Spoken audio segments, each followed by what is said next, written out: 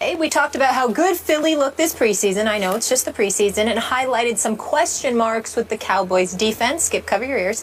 But Skip does stand by his pick of the Cowboys winning the NFC. Well, speaking of that, hot off the press is ESPN's first NFL Football Power Index, which predicts another NFC team at the top, Green Bay.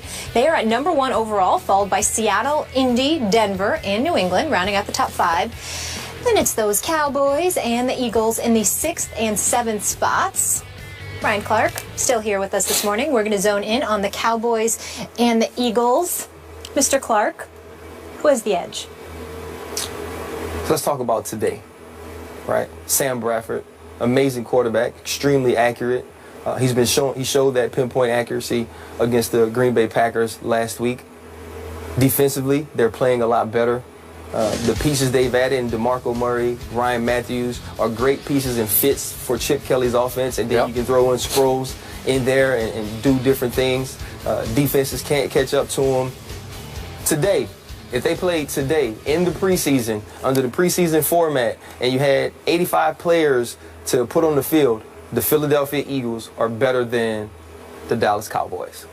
But let's go to the regular season. Thank you. I was hoping there was a but. Let's go to the regular season. Yeah. When there's only 53, when you can only dress out 45, when Sam Bradford has to make it through 16 games, when you can't play 7 defensive ends in the football game, when you're not trotting out 3 different teams of players to play against other defenses who haven't got the opportunity to prepare for what you're doing, that's over. Yeah. When you get in the regular season and Malcolm Jenkins and Eric Rowe and Byron Maxwell and Kiko Alonso have to play 80 snaps a week, it gets hard to stop people from scoring.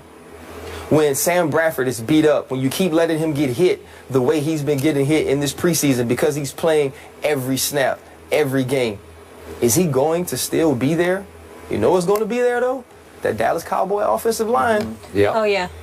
They're going to be there. They're going to be able to run the football. They're going to be able to score points. And I know Tony Romo gets a bad rap, you know, because he hasn't won playoff games, and I get that. But Tony Romo is a top-tier quarterback. Tony Romo is a guy, if you're picking 10 quarterbacks, you're not scared to have him on your team to win. Tony Romo plays through injuries. He's been hurt and been able to play. Tony Romo is actually still getting better coming off of one of his best years. Yeah. So for me right now, the Dallas Cowboys are the team to beat in the NFC East. Has Philadelphia taken a step on paper, talent-wise? At this moment, definitely. Sam Bradford, if he's healthy, is a better quarterback than Nick Foles was. He's definitely better than Mark Sanchez is. But you mean to tell me you're banking on him being there for 16 games? I have to see it. So are they better when we look at it today? Yes. Season comes, they'll be a 10-6 team, a 9-7 team, depending on how the season goes, and the Dallas Cowboys will represent the NFC East in the playoffs. All music to my ears. Before we leave Romo behind, you did face Romo at Jerry World and gave him maybe his worst beating of the year. You blitzed him silly. You knocked him down and basically out of the game, and yet you still admire him. You still rank him in your top 10. Okay, so what happened that night that was different from other nights? What did you do to that great offensive line? You know what we did? We just blitzed them. A lot of cover zero, a lot of double A gap, which is 2 linebackers sitting right on top of the center, and we came, and they just never picked it up. It was never picked up, so it wasn't figured out by the coaches. It wasn't figured out by Tony Romo. Neither was it figured out by the offensive line. But we also played them in week 17, and so we came out, and, you know, we said we're going to do the same thing. You know, we're going to come after them, but we're going to switch it up. And you know what they did? They checked. They threw it to Dez in the flat. And he's still running today, even with a hurt hamstring. So I think we surprised them. We came out, we did something different. And that's going to happen to teams from time to time. But the thing that's more telling about that, he got beat up. That team got beat up. And the next week, they came back out and they played Dallas Cowboys football. Now, are they looking for a running back? Yes. But with some of the holes that they create in Dallas, me and you can go down there, Skip, and get some yards. I think they will find somebody to play. It doesn't have to be DeMarco Murray's 1,800 yards. You just have to be effective. You have to have that threat. I believe they will. I do like the Eagles. I think the Eagles will be a good team. I just don't know if that Chip Kelly scheme and the way he wants to run plays is conducive to allowing NFL football teams, NFL players to be at their best late in the season. Yeah. I appreciate every point that you made, including your first point about preseason depth. I mean, seriously, I'm not making a joke about this. When Tim Tebow is running your fourth-string offense, you're pretty deep because the fourth-string comes out and they start laying the wood on you too. So again, they just keep coming at you in waves, second team, third team, fourth team in preseason. Now back to your point.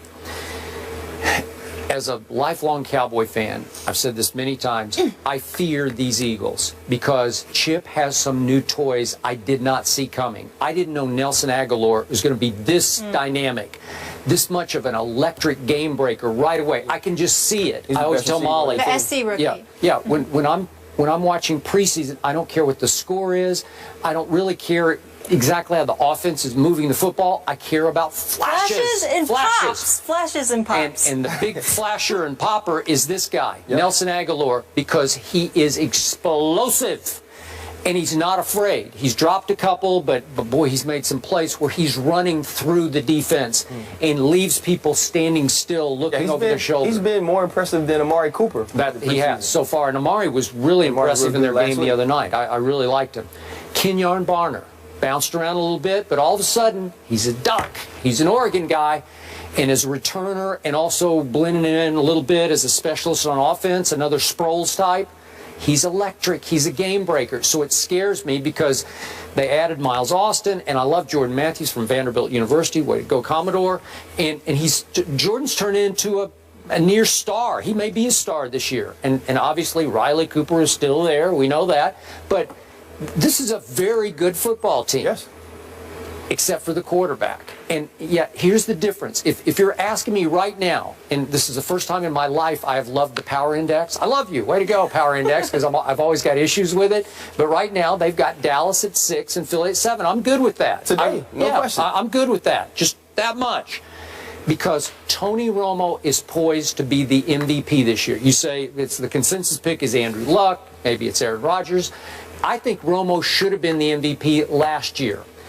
Notwithstanding your game, which was a disaster for him. And remember, Tony got off to a terrible start in the mind's eye of all the voters because on week one, opening day at home, he throws 3 interceptions against a team that was about to crater the San Francisco 49ers, and they lost at home. And everybody said, same old Romo, same old Cowboys.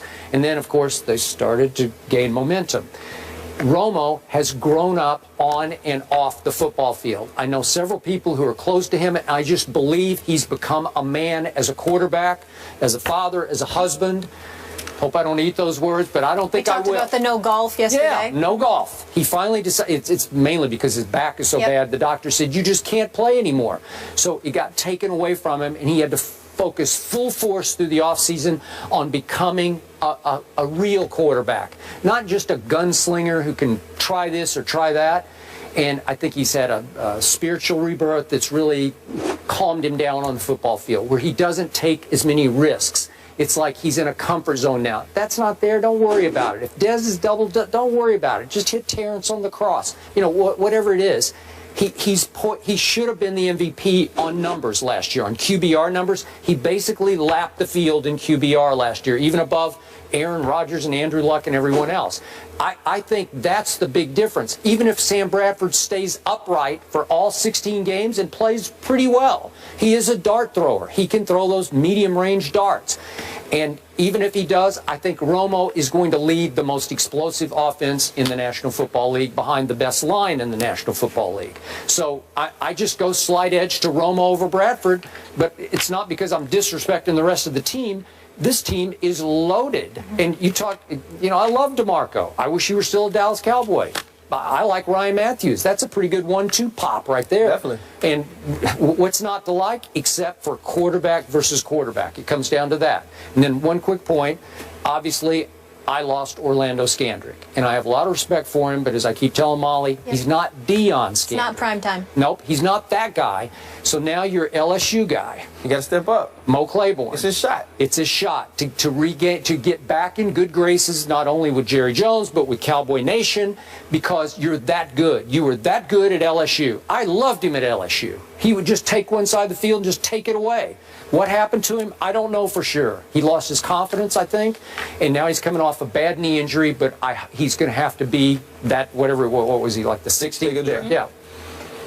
LSU, you're old school. You know who Skip's really worried about? The Giants and the Redskins. He's just not telling you. Not at all.